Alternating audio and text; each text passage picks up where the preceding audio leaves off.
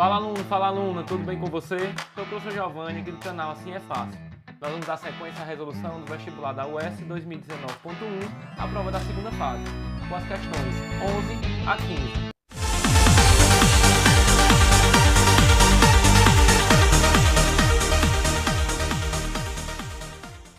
A primeira questão que nós resolveremos nesse vídeo é a questão 11 e ela trata de eletromagnetismo. Para assinar a lista de frequências da aula de hoje, não esqueça de se inscrever no nosso canal, marque o sininho das notificações, deixe o seu like e compartilhe nossos vídeos com todos os seus amigos.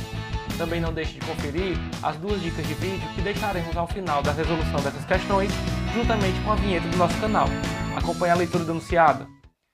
Se um fio metálico retilíneo estiver conduzindo corrente elétrica e for aproximado a uma parte superior de uma bússola, ele quer que a gente indique o que acontecerá com o ponteiro da bússola. Veja que para você responder essa questão, você tem que ter o conhecimento da lei de Ampère, que trata da criação do campo magnético devido à passagem de uma corrente elétrica por um fio condutor. Nós utilizaremos a regra da mão direita, como vocês podem observar na imagem, indicando como esse campo magnético se comporta e em qual sentido ele vai circundar o fio elétrico a qual está passando a corrente elétrica. Diante da regra da mão direita, nós podemos então fazer a análise da situação proposta pela questão. Acompanhe aí o esboço da representação da situação proposta.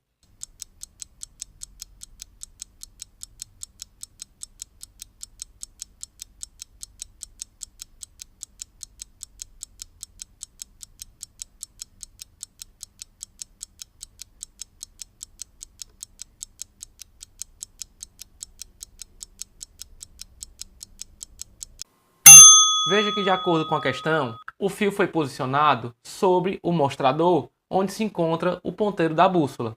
Vamos supor que este fio esteja sofrendo a passagem de uma corrente elétrica ao longo de sua extensão, que eu vou supor a passagem dessa corrente para o lado direito.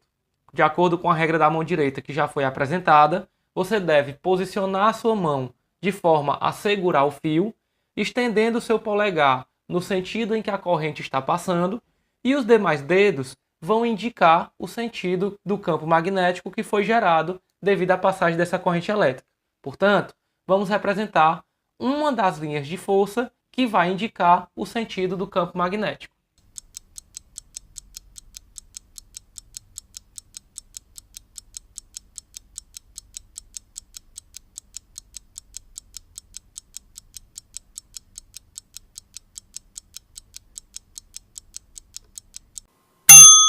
Veja então que, de acordo com a regra da mão direita, o sentido do campo magnético que vai circundar esse fio vai ser dado passando por trás do fio, subindo, e passando pela frente do fio, descendo. Como o ponteiro da bússola se alinha ao campo magnético ao qual ele está submetido, nós vamos ter o ponteiro desta bússola, de acordo com a posição em que ela se encontra, alinhado ao campo magnético, que é perpendicular à direção do fio, e podemos assim afirmar até que este ponteiro irá apontar, caso a corrente elétrica esteja realmente passando para a direita, esse ponteiro irá apontar para a parte posterior, para a parte de trás desse fio. Caso a corrente elétrica apontasse para o sentido contrário, a única coisa que mudaria é que o ponteiro, ao invés de estar apontando para trás do fio, apontaria para frente. De qualquer forma, ele está posicionado perpendicular à direção do fio. Olhando então as alternativas oferecidas pela questão, nós temos para o item A, o ponteiro da bússola se alinha com a perpendicular do fio. Veja que é exatamente isso que acontece. Se eu estou supondo que o fio está nesta direção, veja que o ponteiro se encontra perpendicular à direção em que o fio se encontra. Temos então como resposta para a questão 11, onde nós estamos resolvendo o gabarito 1 da prova da UES 2019.1, a prova da segunda fase, a alternativa A. Acompanhe a resolução da próxima questão. A próxima questão que será resolvida é a questão número 12 e ela trata de análise dimensional. Acompanhe a leitura do enunciado. Considere um pêndulo simples oscilando sob o efeito da gravidade. A partir da análise dimensional, pode-se determinar a forma como o período t depende da dimensão de comprimento L, da dimensão da aceleração da gravidade g e da dimensão da massa m. Para isso, assume-se que a dimensão de t será a dimensão de L elevada a um coeficiente A, vezes a dimensão de G elevada a um coeficiente B, vezes a dimensão de M elevada a um coeficiente C. Para haver homogeneidade dimensional, os coeficientes A, B e C devem ser. Para que você possa resolver essa questão, você tem que ter como conhecimento a forma de calcular o período para um pêndulo simples. E este período é calculado pela relação T é igual a 2π raiz de L sobre G. Para que a gente possa tornar essa expressão dimensionalmente equivalente à expressão informada pela questão, nós vamos ter que fazer algumas modificações. Por exemplo, nós temos que lembrar que a raiz quadrada pode ser escrita na forma de potência, já que nós queremos calcular os expoentes que representam os coeficientes A, B e C. Então, reescrevendo a expressão, teremos 2π multiplicado por L sobre G, transformando a raiz quadrada em potência na forma de fração elevada a 1/2. Também temos como propriedade das potências que esta expressão pode ser reescrita como 2π, já que a fração L sobre G está elevada a 1/2, nós podemos colocar cada termo da fração elevado a um mesmo expoente. O L elevado a 1/2, assim como também o G elevado a 1/2. Uma outra modificação que nós temos que fazer é escrever essa expressão na forma de multiplicação, ou seja, temos que trazer o denominador para o numerador, ficando, portanto, com a expressão T igual a 2π vezes o L elevado a 1/2, e para que o denominador venha para o numerador, basta repetir a base da potência e trocar o sinal do expoente, ficando, portanto, menos 1/2. Fazendo agora a análise dimensional, nós teremos que a dimensão do período será igual a 2π é uma medida adimensional, já que não se trata de uma grandeza física, então não entra na análise dimensional. O L tem dimensão como expressa pela questão como L maiúsculo, cujo expoente é o próprio 1/2. Multiplicado, o outro fator que vai entrar na análise dimensional é o G. Portanto, a dimensão do G elevada ao expoente menos 1/2. Veja que também temos que expressar a dimensão do M, mas o M não aparece na expressão que calcula o período. Ou seja, o M vai ter a sua dimensão elevada a 0, já que qualquer número elevado a 0 é 1. Por esse motivo, o M não aparece na expressão. Desta forma, comparando a expressão dimensional obtida com a expressão dimensional fornecida pela questão, para que haja homogeneidade, os coeficientes A, B e C assumirão os valores de A, 1/2, que é o coeficiente a qual o L está elevado, o B, menos 1/2, que é o coeficiente a qual o G está elevado, e C, 0, que é o coeficiente cuja massa está elevada. Nesta sequência, nós temos como resposta para a questão 12 a alternativa D. Se você está curtindo a resolução dessas questões até aqui, de deixar o seu like e compartilhar nossos vídeos com todos os seus amigos. E continue acompanhando a resolução das próximas questões. Vamos para a questão número 13. A próxima questão é a questão de número 13, que trata do assunto eletricidade, mais precisamente, potência em circuitos elétricos. Acompanhe a leitura do enunciado. A potência entregue a um resistor pode ser diminuída, diminuindo-se. Para que você possa analisar as proposições informadas pela questão, você precisa lembrar que a potência em um circuito elétrico pode ser calculada por três expressões diferentes. Nós podemos obtê-la multiplicando a corrente que passa pelo circuito pela tensão a qual está submetida. Podemos também calcular a potência multiplicando a resistência pela corrente elevada ao quadrado. E também podemos calcular a potência dividindo a tensão ao quadrado pela resistência do resistor analisado. Vamos agora ler as proposições. Na proposição 1, nós temos que a potência pode ser reduzida diminuindo-se a corrente elétrica e a voltagem. Se você observar a primeira expressão, nós temos exatamente a corrente multiplicada pela voltagem, ou tensão, que é a forma mais correta de ser denominada. Caso você reduza a corrente elétrica e ao mesmo tempo reduza a tensão, você vai ter um produto reduzido que corresponde justamente ao resultado da potência, que é o que a questão está solicitando. Então, reduzindo a corrente e reduzindo a voltagem, há uma redução da potência fornecida ao resistor, fazendo com que a proposição de número 1 esteja correta. Analisando a proposição número 2, somente a corrente elétrica. Se a gente analisar a segunda forma de obter a potência, visto que a resistência só pode ser alterada se for modificado o resistor, ou seja, trocado por um outro resistor, ou modificado as suas características, como o comprimento, por exemplo, já que nada disso foi mencionado ou proposto pela questão, nós vamos considerar que a resistência é constante. Portanto, havendo uma redução da corrente elétrica, nós vamos ter uma redução do resultado desta multiplicação, que corresponde à potência, fazendo com que a proposição número 2 também esteja correta. Proposição número 3, somente a voltagem. Analisando a terceira relação e já sabendo que estamos considerando a resistência constante, ao reduzir a tensão, nós teremos como resultado dessa divisão um valor menor, que corresponde justamente à potência fornecida, fazendo com que também a terceira proposição esteja correta. Estando corretas as três afirmativas, teremos como resposta para a questão número 13 a alternativa B.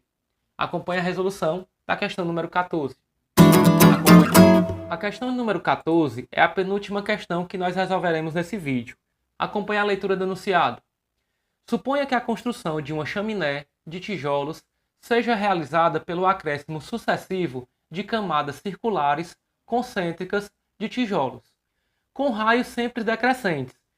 À medida que a construção é erguida, com a finalização de cada camada, o centro de massa da chaminé se desloca. Veja que para que a gente possa analisar o que acontece com o centro de massa da chaminé, nós temos que saber calcular as coordenadas do centro de massa de um corpo. E essas coordenadas são calculadas por uma média ponderada. Ou seja, para que a gente possa calcular as coordenadas do centro de massa de um corpo que não tem forma regular, nós precisamos dividi-lo em partes regulares e homogêneas, onde o centro de massa de cada parte coincide com o centro geométrico, ou seja, no meio, e executar uma média ponderada para obter as coordenadas do centro de massa do corpo como um todo. A média ponderada é feita através da expressão. O x do centro de massa é obtido pelo produto da coordenada x da parte 1 multiplicada pela sua respectiva massa, somado com a coordenada x da parte 2 multiplicada pela sua respectiva massa, somada a coordenada x da terceira parte multiplicada pela sua respectiva massa, e assim para quantas partes forem necessárias serem divididas, até uma enésima coordenada x multiplicada pela sua respectiva massa.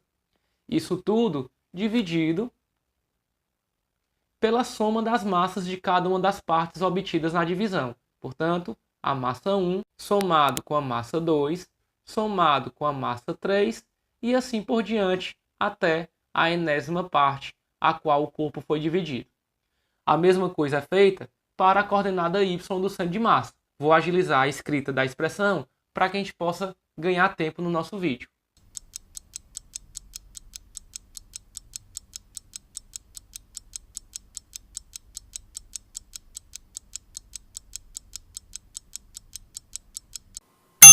De posse das expressões que nos permitem calcular as coordenadas do centro de massa de um corpo de forma irregular, vamos agora analisar o que acontece com a situação proposta pela questão.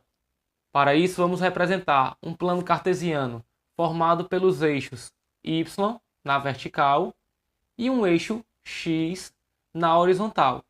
E diante desse plano cartesiano, vamos representar a construção camada a camada da chaminé proposta pela questão. Acompanhe o desenho do que representaria a primeira camada.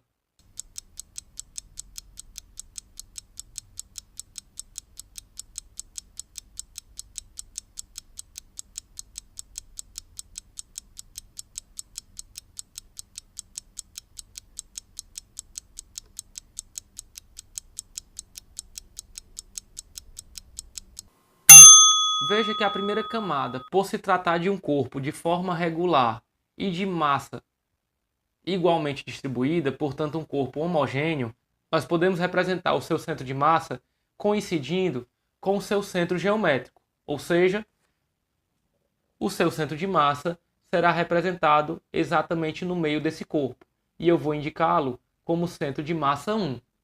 Já que a chaminé é composta apenas pela primeira camada, nós vamos ter o centro de massa da chaminé coincidindo com o centro de massa da primeira camada. Vamos agora continuar a construção da chaminé desenhando a segunda camada. Acompanhe o desenho da construção da segunda camada.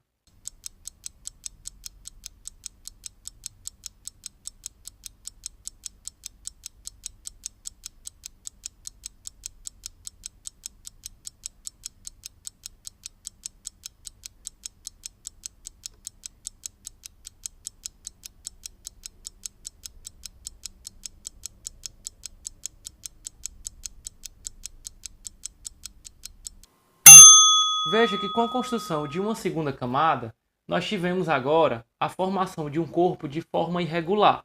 Podemos então obter o centro de massa da segunda camada.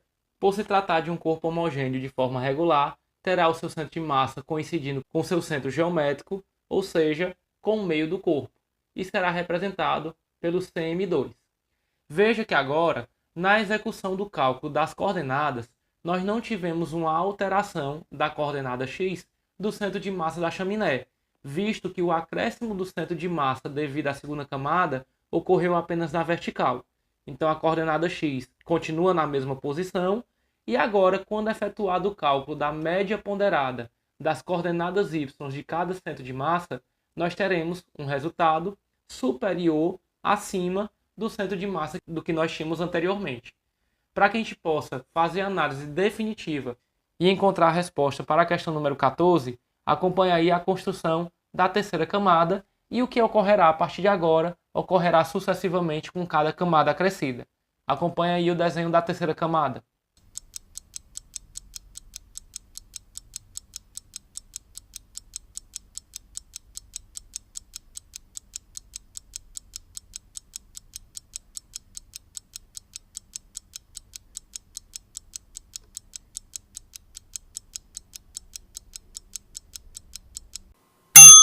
Com o acréscimo da terceira e última camada, que nós faremos a análise para a resolução dessa questão, que também se trata de um corpo homogêneo de forma regular, nós podemos afirmar que o seu centro de massa também se encontra no seu centro geométrico e será representado como CM3. Veja que, mais uma vez, o centro de massa que foi acrescido não fornece alteração no eixo x para o centro de massa do corpo como um todo. Porém, no novo cálculo da coordenada y do centro de massa, faz com que a média ponderada tenha sofrido uma nova alteração vertical e para cima. Podemos assim então concluir que o centro de massa, ao término da construção de cada camada, terá um deslocamento vertical para cima, como é o que mostra na alternativa C do gabarito 1 do vestibular da UES 2019.1, a prova da segunda fase. Acompanhe agora a resolução da última questão desse bloco. A última questão que nós resolveremos nesse vídeo é a questão de número 15, e ela trata do assunto dinâmica. Acompanhe a leitura do enunciado. Suponha que uma esfera de aço desce, deslizando sem atrito, um plano inclinado. Pode-se afirmar corretamente que, em relação ao movimento da esfera, sua aceleração. Veja que a aceleração a qual o corpo está submetido depende da resultante das forças que atuam sobre ele. Para que a gente possa então analisar o que acontecerá com a aceleração desse corpo, nós temos que antes representar todas as forças que estão atuando sobre ele. Vamos então fazer um esboço que represente a situação proposta.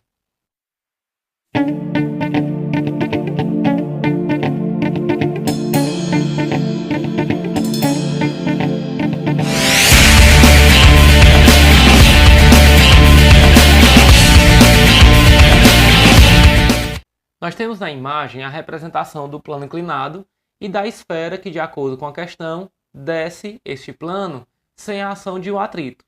Para que a gente possa analisar o que acontecerá com a aceleração a qual essa esfera será submetida, nós vamos representar as forças que estão atuando sobre ela.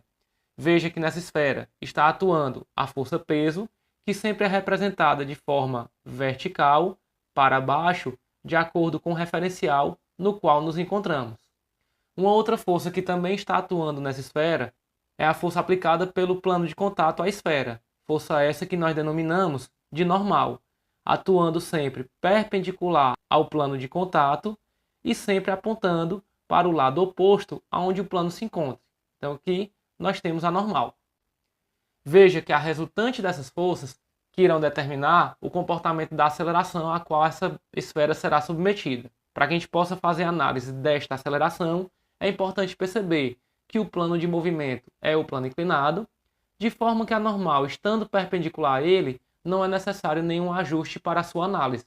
Porém, o peso, por estar inclinado em relação ao plano, é necessário que a gente determine quanto dele está atuando paralelo ao plano, portanto, na direção do movimento, e quanto dele está atuando perpendicular ao plano. É necessário, então, executar uma decomposição da força-peso nos eixos paralelo e perpendicular ao plano. Vamos então fazer essa decomposição. Projetando a força-peso no eixo paralelo ao plano, nós vamos encontrar uma componente nesta direção, que eu vou denominá-la de componente Px. Fazendo agora a projeção da força-peso numa direção perpendicular ao plano, nós iremos encontrar uma componente perpendicular ao mesmo, ou seja, na mesma direção da normal, porém em sentido contrário, indicando assim, na direção perpendicular ao plano, nem movimento ocorre, nós temos que a normal e a componente PY se anulam, ou seja, a resultante neste eixo será zero, sobrando assim apenas a componente x do peso atuando sobre a esfera, fazendo, portanto, o papel de força resultante. Para que a gente possa então analisar a ação dessa força resultante sobre a esfera, é importante saber quanto vale a força-peso.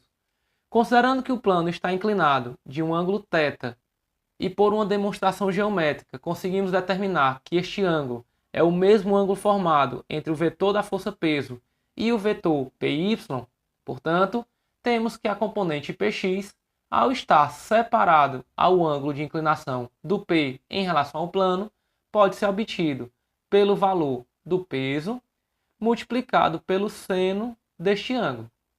Sabendo que essa componente Px é a resultante das forças que atuam sobre a esfera, Px sendo P seno de θ, de acordo com a segunda lei de Newton, será igual à força resultante, que é a massa do corpo vezes a aceleração a qual está submetido. Sabendo que o peso é calculado pela massa do corpo vezes a gravidade local, multiplicado pelo seno de θ, isso será igual a massa vezes a aceleração. Tendo massa nos dois membros da igualdade, nós podemos simplificar, sobrando assim que a aceleração a qual este corpo será submetido será calculado pelo valor da gravidade multiplicado pelo seno do ângulo do plano de inclinação. Outra coisa que é importante perceber é que a resultante das forças determina automaticamente a direção e o sentido a qual a aceleração o corpo vai estar submetido. Então a aceleração que ele vai sofrer é uma aceleração na direção do plano, no sentido para baixo. Como este corpo foi afirmado pela questão está descendo, o movimento descrito por ele é um movimento acelerado, já que a aceleração está no mesmo sentido em que o movimento ocorre. Fazendo a análise das alternativas, o item A afirma que a aceleração aumenta, está errado. Por quê? Porque como a aceleração é obtida pelo valor da gravidade, que é constante, e o seno do ângulo de inclinação, portanto, também constante, nós podemos concluir que esta aceleração possui um valor constante. Mas, por se tratar do termo que provoca a variação da velocidade num determinado intervalo de tempo, justamente fazendo com que este movimento seja acelerado, nós podemos afirmar que a velocidade aumenta. Então, o item A está completamente errado quando afirma que a aceleração aumenta e na realidade é constante, e a velocidade diminui, onde na realidade ela aumenta. O item B afirma que a aceleração e a velocidade aumentam. Quanto à velocidade, está correto, por se tratar de um movimento acelerado, mas erra quando fala que a aceleração também aumenta. Então, a alternativa B também está errada. A alternativa C afirma que a aceleração é constante e a sua velocidade aumenta. Esta, portanto, é a resposta da questão número 15 do gabarito 1 do vestibular da UES 2019.1 prova da segunda parte. Se você gostou da resolução desse bloco de questões, não esqueça de escrever nos comentários o Assim é Fácil. Também não deixe de se inscrever no nosso canal, marcando o sininho das notificações, deixe o seu like e compartilhe nossos vídeos com todos os seus amigos. Conheça o nosso aplicativo que encontra-se disponível para sistemas Android na Play Store. Nos siga nas redes sociais e acompanhe a resolução das próximas questões nos próximos vídeos. Fiquem bem, bons estudos e assim é fácil.